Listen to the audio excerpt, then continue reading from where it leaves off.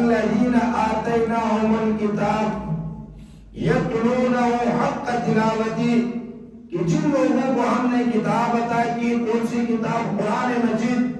تو انہوں نے اس قرآن مجید کی تلاوت کا حق ادا کر دیا ہے۔ اولئک یؤمنون بہ، یہی وہ لوگ ہیں در حقیقت جنہوں نے اس کتاب پر ایمان لائے ہوئے۔ اس آیت مبارکہ سے یہ معلوم ہوتا ہے کہ اللہ تبارک و تعالیٰ نے قرآن مجید کے کچھ حقوق مسلمانوں کے اوپر مقرر فرمائے ہیں۔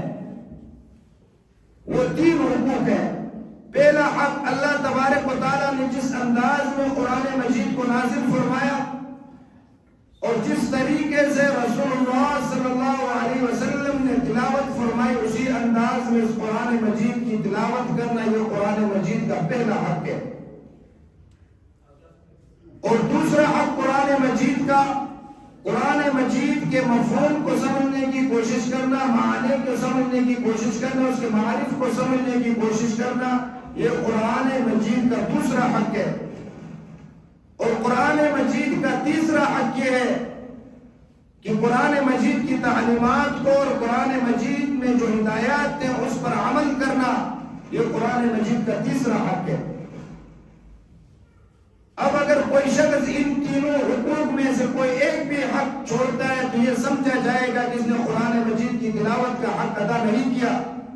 اگر تینوں حقوق کوئی شخص ادا کر رہا ہے تو سمجھا جائے گا کہ اس نے قرآن مجید کی تلاوت کا حق ادا کر دیا ہے۔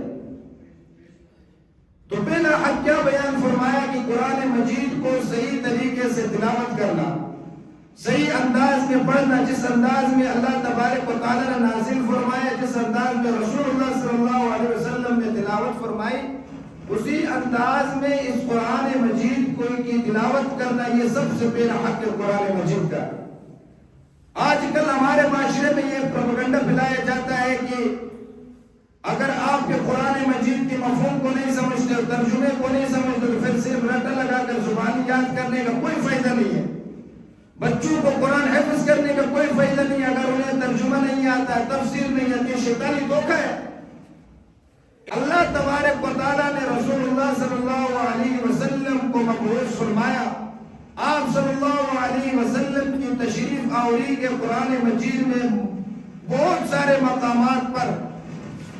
ان کے مقاصد کو بیان فرمایا رسول اللہ صلی اللہ علیہ وسلم کے۔ ان میں سے 2 الگ الگ مقامات پر فرمایا۔ پہلے مقام پر فرمایا یتلو علیہم آیاتی، اور دوسری طرف فرمایا وَيُزَكِّيهِمْ وَيُعَلِّمُهُمُ الْكِتَابَ وَالْحِكْمَةَ،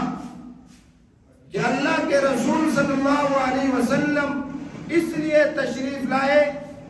تاکہ لوگوں کے سامنے یتلو علیہم آیاتی، اللہ کی کتاب کی آیتوں کو پڑھ کر سنائے۔ قرآن مجید بذات خود، قرآن مجید کی تلاوت بذات خود ایک مقصد اور مستقل عبادت ہے، مستقل ایک نیکی ہے، لیکن آج یہ بات پھیلائی جاتی ہے کہ اس کو سمجھے بغیر پڑھنا کوئی فائدہ نہیں ہے۔ بغیر سمجھ کر پڑھنا، آپ کو نہ معنی آتے ہو، نہ تفسیر آپ کو آتی ہو، نہ ترجمہ سمجھ آتا ہو، پھر بھی اگر آپ قرآن مجید کی تلاوت کرتے ہو تو ہر لفظ پر اللہ تبارک و تعالیٰ 10 نیکی عطا فرما دیتے ہیں۔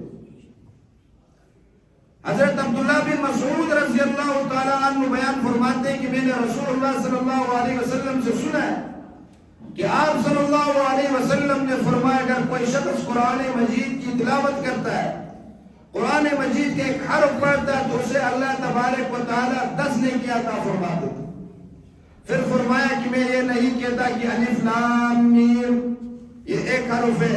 بلکہ فرمایا کہ الف ایک حرف ہے، لام الگ حرف ہے اور میم الگ حرف ہے، یہ 3 حروف ہے، ہر حروف پر اللہ تبارک و تعالیٰ 10 نیکی عطا فرما دیتے ہیں۔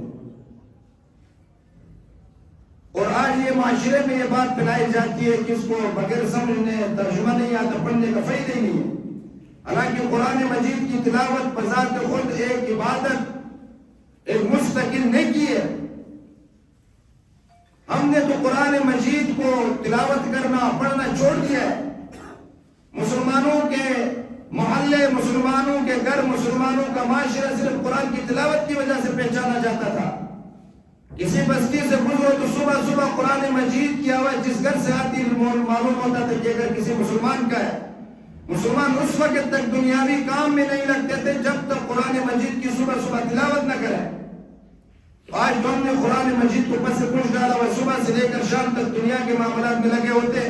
صبح سے لے کر شام تک دنیا کمانے کے پیچھے لگے ہوتے، لیکن قرآن مجید کی نیکیوں کی اہمیت نہیں ہے۔ جہاں پر ہمیں 10 روپے کا منافع ملتا ہم اس کام کو توجہ دیتے، اس کام کو اہمیت دیتے، لیکن قرآن مجید کی تلاوت کی نیکیوں کی اہمیت اس وقت معلوم ہوگی کہ جب ہماری آنکھ بند ہو جائے گی، ہماری روح قبض ہو جائے گی، جب ہماری سانسیں بند ہو جائیں گی، اس کے بعد اس قرآن مجید کی نیکیوں کا علم ہمیں ہوگا، اس کی اہمیت کا اس وقت ہمیں پتہ چلے گا۔ آج بمشکل گھروں میں کئی تلاوت ہوتی ہے اور صبح سے لے کر شام تک گھروں میں ٹی وی لگی ہوتی ہے، بچوں کے پاس موبائلیں ہوتی ہیں، بڑے اپنے کاروبار مال کمانے کے پیچھے لگے ہوتے، قرآن مجید کی تلاوت مہینوں دور تک گھروں میں نہیں ہوتی ہے۔ اسی وجہ سے گھروں سے برکات چلے گئے۔ مسلمان تو ایک دور میں وہ ہوتے تھے جو ایک ایک حرف یاد کرنے کے لیے مشقتیں، محنتیں، تکلیفیں اٹھاتے تھے۔ حضرت ایک بخاری شریف کا ایک واقعہ ہے کہ حضرت عمر بن سلمہ رضی اللہ تعالی عنہ ایک صحابی ہیں، وہ فرماتے ہیں کہ مدینہ منورہ میں جب رسول اللہ صلی اللہ علیہ وسلم تشریف لائے تو اس وقت میں بچہ تھا، میرے قبیلے کے کچھ لوگ مسلمان ہوئے، اللہ تبارک و تعالیٰ نے مجھے بھی توفیق عطا فرمائی، میں نے بھی کلمہ پڑھ کر مسلمان ہو گیا، اور اسلام لانے کے بعد میری سب سے بڑی خواہش یہ تھی کہ میں قرآن مجید کو یاد کر لوں، قرآن مجید کے الفاظ کو یاد کر لوں، اور میں بچہ تھا، مدینہ منورہ جا نہیں سکتا تھا، میرے گاؤں کے قریب سے وہ راستہ گزرتا تھا جہاں سے قافلے گزرتے تھے، میں اس قافلے والے راستے پر جا کر کھڑا ہوتا تھا روزانہ صبح صبح،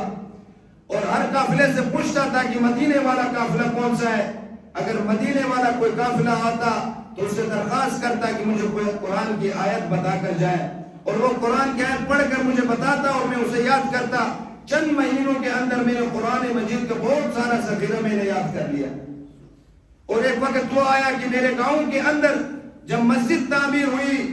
تو اس وقت نماز پڑھانے کے لیے لوگوں نے مجھے آگے کیا کہ اس گاؤں میں مجھ سے زیادہ قرآن کا یاد کرنے والا کوئی نہیں تھا، سب سے زیادہ مجھے قرآن مجید یاد تھا۔ تو یہ قرآن مجید کی جو کتاب اللہ تبارک و تعالیٰ نازل فرمایا ہے، یہ آپ صلی اللہ علیہ وسلم سے لے کر آج تک سینہ بسینہ ہم تک پہنچا ہے، اور اس میں بہت بڑا کردار مدارس کا ہے، جہاں سے سالوں میں ہزاروں طلباء قرآن کے حافظ تیار ہو کر نکلتے ہیں۔